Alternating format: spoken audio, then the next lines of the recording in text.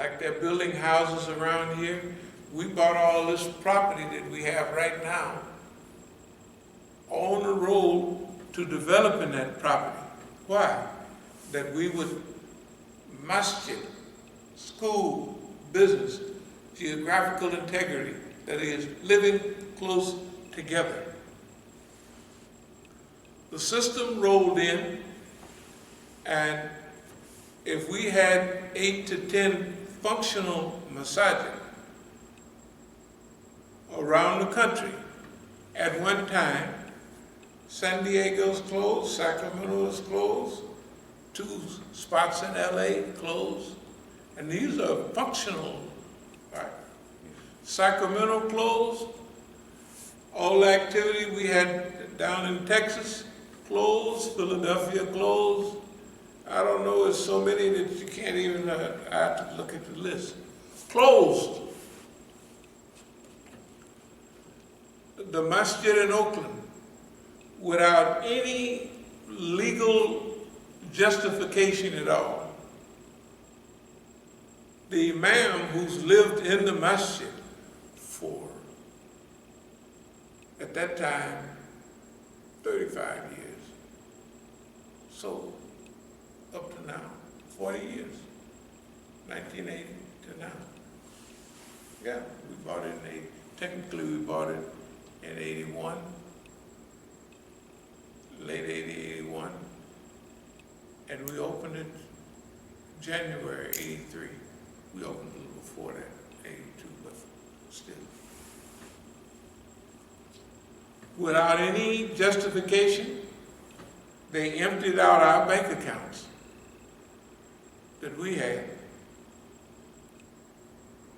They took our wealth that we had acquired to do certain projects. They just took that. They actually, I mean, I'm telling you, they just took it. First of all, you can't do that. The people that sign up on an account, right, you've got to have bundles. You got to have all kind of hearings. You got to have everything.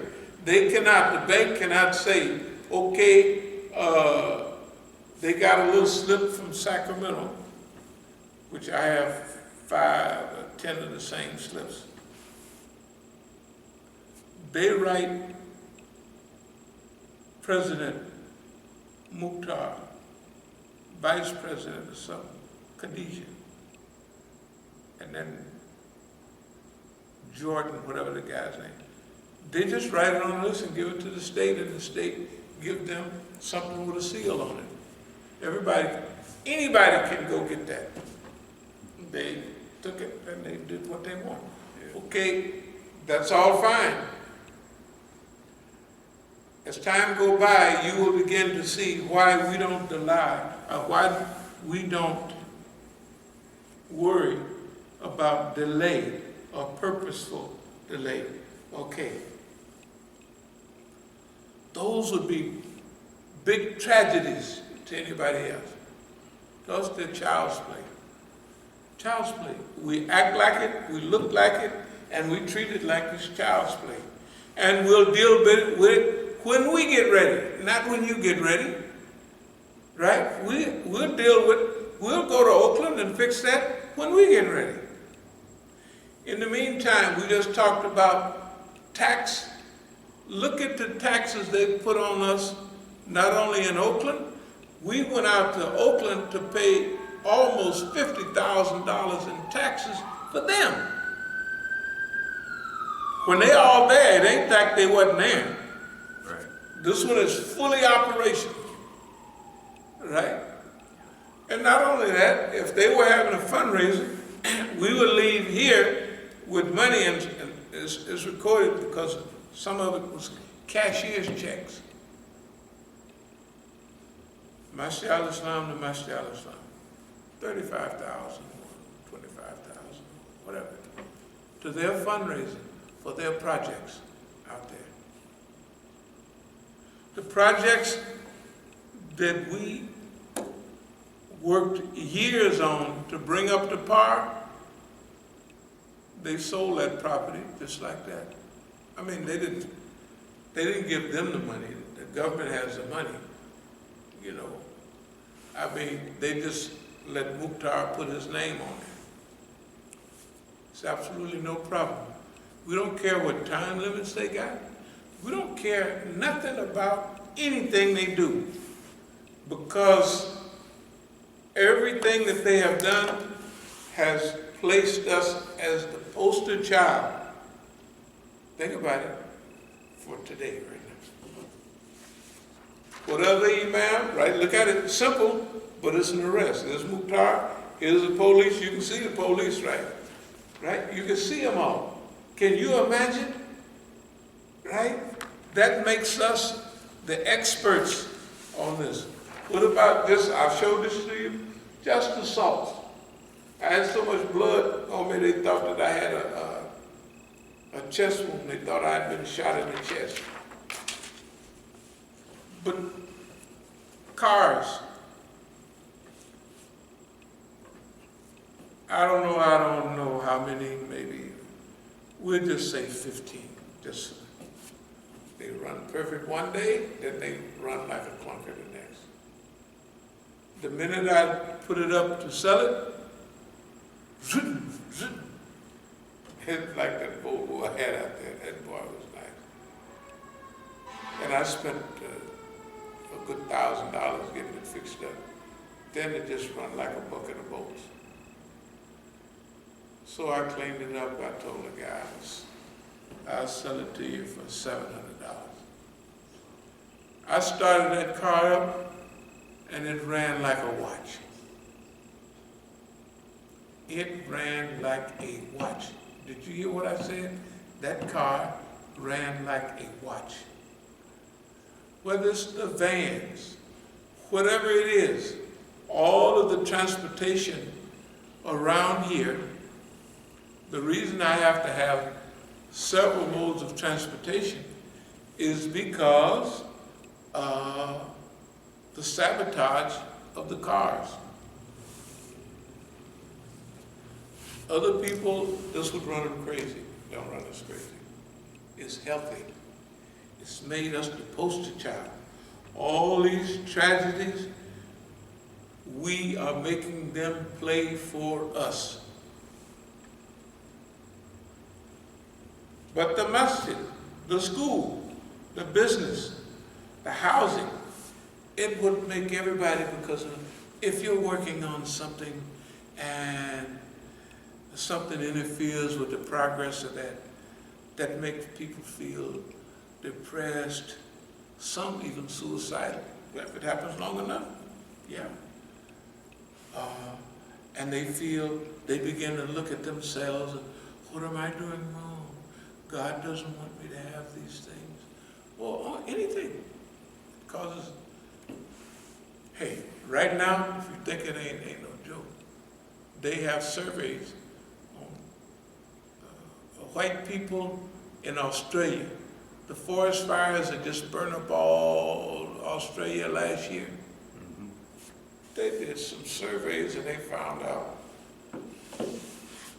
that although families didn't want to talk about it, the men brutalized their family more after those big fires. Why? It's just like you're having problem after problem, and you feel like the world is out of control. At least you feel like I can have control over beating my family to death, who had nothing to do with it. All of those things. Now imagine if all this stuff happened to us. If we didn't have the Islamic approach or the elevated Islamic approach, right? Then we could become psychologically imbalanced. We could become paranoid. We could give up. That's what other people do. Why do you think black people give up? They ain't just weaklings. Hell, 50,000 things that happen to them. Their friends done turn their back on them, this, that, and another. They done use housing against you, so they done use you rent, your landlord tell you, oh, you can't live anymore. You go to to your job and the boss tell you, oh, we don't need you anymore, right? So people begin to lose it, they begin to blow it. When you anticipate what's going to happen to you, you use that as a stepping stone, not a stumbling block. We anticipated everything that happened to us, and all of it have became a stepping stone instead of a stumbling block. That's what's happened with us. So big tragedies to everybody else is child's play to us.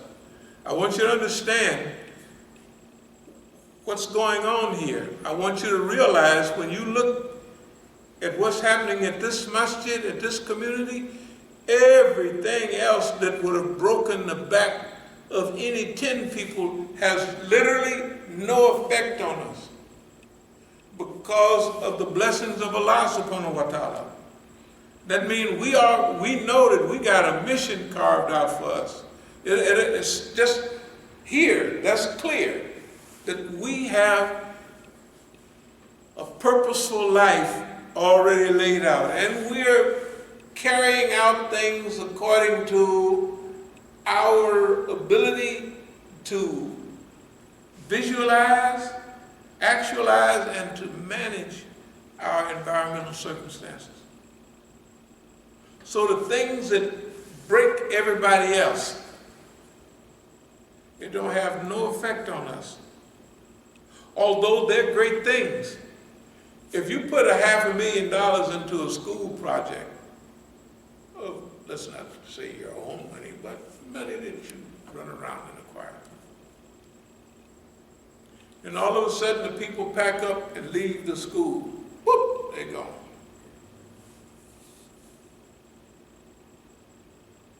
So what do you say? You say, Alhamdulillah, we sure was able to help those teachers, and those teachers were able to help us, those students. Because all the students that went to our school, they're in some giant university right now, every one of them. They like school. What that showed was, although all the teachers were United States government agents, we showed that mediocre quality teachers, what they could do if they had their own environment.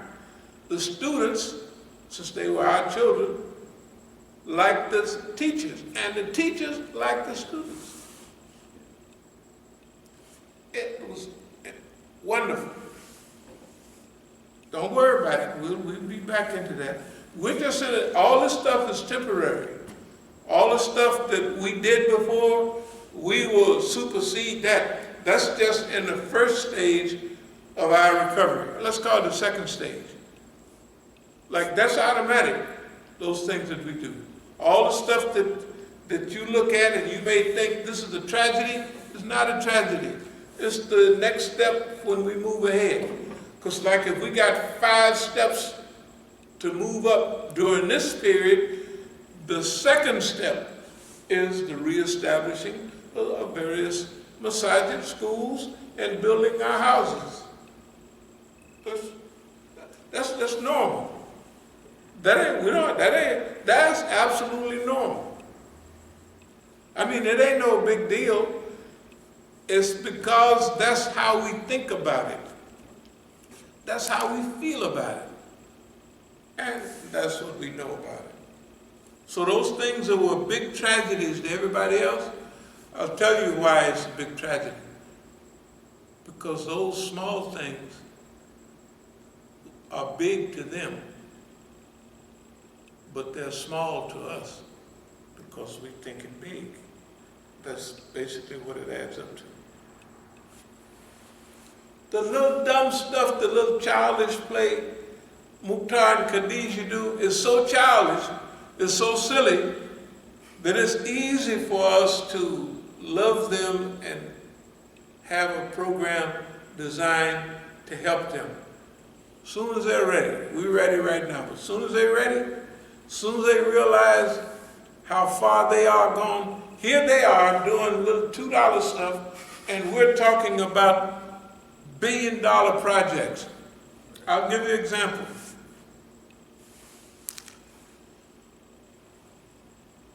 Maybe I should start from the top, but we talk about China a lot. Yeah. Okay. Yeah. If anybody, if you could look just China for a minute, just let's see, recent U.S. policy toward China.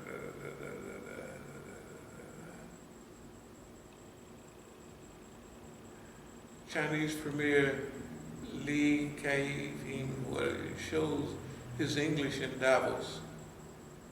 China investments in Vietnam and Laos. These are documentaries. These are documentaries about China. The Belt and Road, have you ever looked up the Belt and Road thing? Yeah. Yeah. My goodness. I look it up too, and I talk about it, but yesterday I spent the whole day going through this series about, what was it? Let's see. It was it's about China, and it was about the Belt and Road. It was about, one was about Egypt. One was about Iran. One was about the stuff that they do in Africa, and they use Egypt as a gateway. The money, remember we talked about that China should do its big stuff and then let Vietnam and Laos and those countries handle the small stuff to solidify Asia. Right. They was doing that the minute I was saying it. Encirclement and suppression. You know, the U.S. just, what is it, Huawei or something, you know. Oh, the 5G yeah, thing? Huawei. I think it's pronounced Huawei, Yeah. I think. I don't know if you've been keeping up on it. But this morning, they said, okay, we're gonna jump on you guys, or we want you to,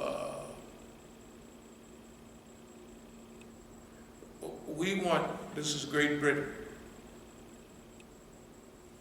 to move away from the 5G thing because China uses it for spyware and stuff.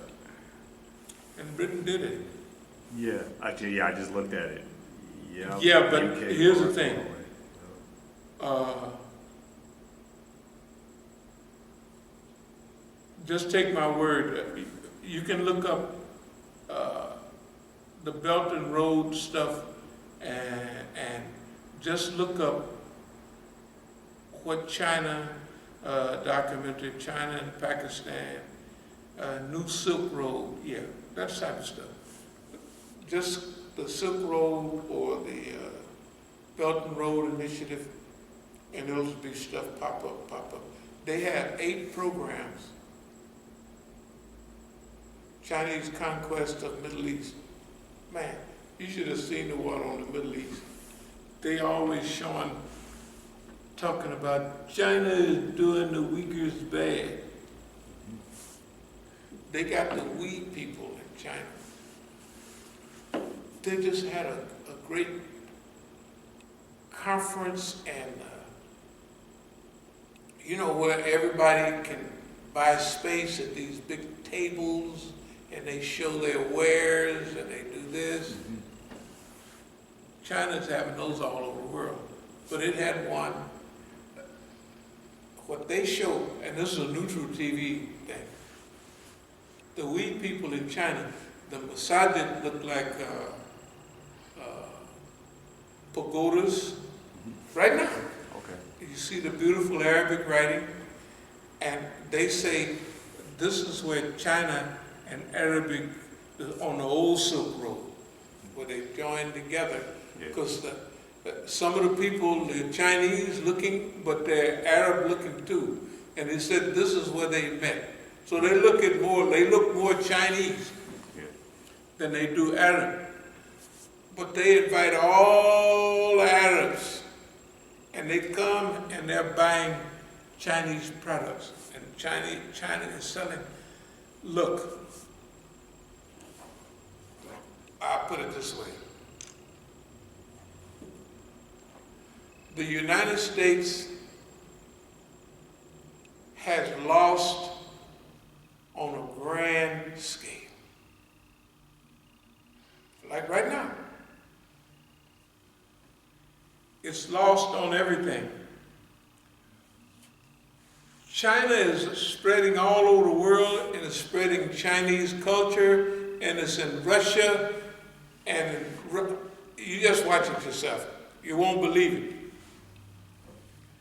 And Russian culture sharing with Chinese culture teaching people all this stuff. I mean, in Iran and everywhere. They're showing how Iran is under sanctions by the U.S., but China is supporting Iran by buying Iranian oil right now. Yeah, yes. And they can't pay them back in money, so they send all those products to Iran, and you'll look at jeans and everything in Iran right now come from China. Of course, when they get on their feet a little bit, it'll be less, but who cares? The economy is booming, not booming, but you notice we're gonna starve them to death, we're gonna make them do this, we're gonna make them do that. Ain't nobody said nothing. Venezuela, they sent 5 ships from Iran to Venezuela. Yeah, full of oil and everything. Hey man, the U.S., they walked away from Davos. They walked away from, is that World Health Organization? Yeah. They walked away from World Health Organization. Chinese came in. They walked away from the Asian Initiative thing. Yeah. They walked. Chinese said, fine, goodbye. We always talked about encirclement and suppression. Look. It's, now I thought I had it down pat, I did. But only partially. They got boss man so tied up, and then I think it was the Chinese or the Russians that hired Donald Trump. Wait a minute now, let's look at Don.